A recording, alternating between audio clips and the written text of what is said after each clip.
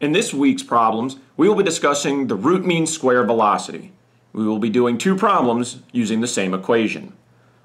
The first problem says calculate the root mean square velocity of acrylonitrile C3H3N at a temperature of 312 Kelvin. We know that we have to use our root mean square velocity equation. That is, velocity, RMS, is equal to the square root of 3 RT over our molar mass. This equation uses some specific units, so we will go through it now. Our R must be equal to 8.314 joules per mole Kelvin. This is different than the normal R constant that you are used to using. The reason this is done is that the joule is the kilogram meters squared per second squared. We're going to need kilograms and we need our meters per second. We also know based off of our R that our temperature must be in Kelvin, which was given at 312 kelvins. Now, because our unit has kilograms, we must calculate our molar mass of our gas.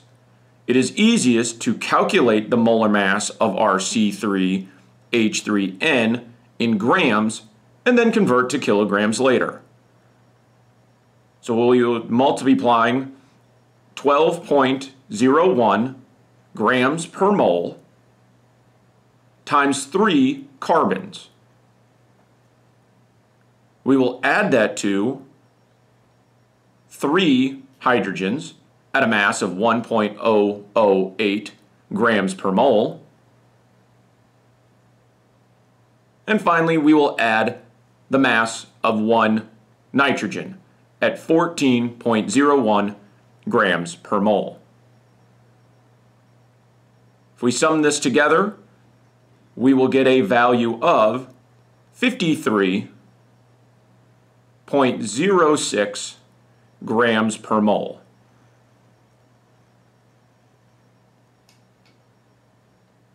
But notice that we have grams when we need kilograms, so what we must do is convert by saying that 1 kilogram is equivalent to 1,000 grams.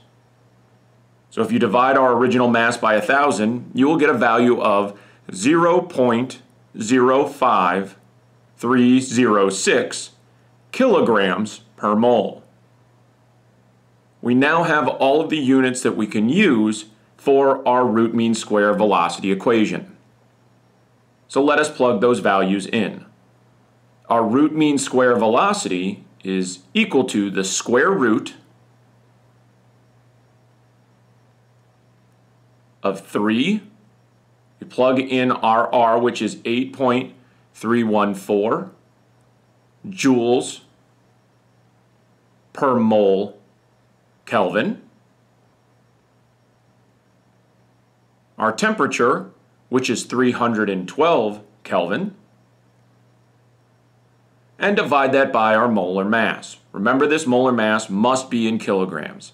So that value is 0.05306 kilograms per mole. We can cancel out our kelvins as well as our moles. And notice we have kilograms with our joules, but the joule is a kilogram meter per second. So our kilograms would cancel. We would have meters squared per second squared when we take the square root. We will be left with the meter per second, the unit of velocity. If we plug all of our values into our calculator, you would get 383 meters per second. The difficulty in this problem is not the math. It is the units. Make sure you're using the correct value of R, that your temperature is in Kelvin, and that your molar mass is in kilograms per mole. Our second problem for today is there are 2 gas samples at different temperatures. Xenon gas at 345 Kelvin and nitrogen gas at an unknown temperature. If the gases have the same velocity, what is the temperature of our nitrogen gas? Based off the rules of kinetic molecular theory, in order to have the same velocity, lighter gases must be at a lower temperature. So now we can say that the velocity of our xenon is equal to the velocity of our nitrogen. Our xenon must be at a higher temperature in order to have the same velocity of a smaller gas.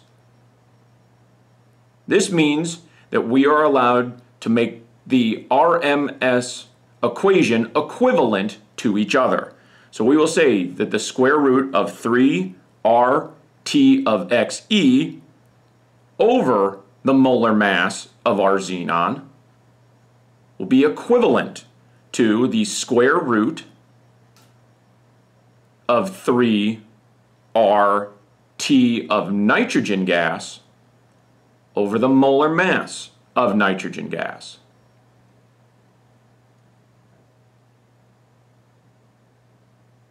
Now we must cancel things that are equivalent in both. Notice that the 3 shows up, as well as our ideal gas constant. We can cancel both of them. Plus, we can square both sides to remove our square root. This will give us a much more simplified equality. That is, our temperature of our xenon over the molar mass of our xenon is equal to the temperature of our nitrogen gas, the variable we want to solve for, over the molar mass of our nitrogen. After some equation manipulation, we will isolate our temperature of our nitrogen. So that is, our temperature of our N2 is equal to the temperature of our xenon times the molar mass of our nitrogen divided by the molar mass of our xenon.